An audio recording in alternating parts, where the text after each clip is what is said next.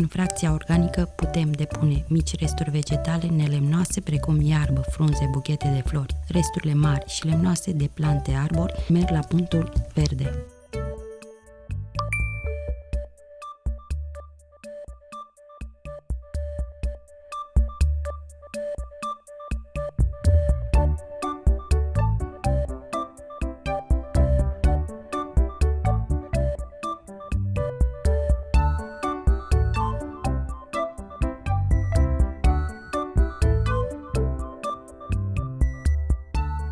În fracția organică depunem resturi organice și alte deșeuri biodegradabile, precum dopuri de plută, scobitori, șervețele de hârtie uzate, hârtia de pe prăjiturile Magdalene, de exemplu. Dacă ai îndoieli unde să arunci ceva, consultă site-ul residuonvas.cat. Pentru binele nostru, reciclați bine!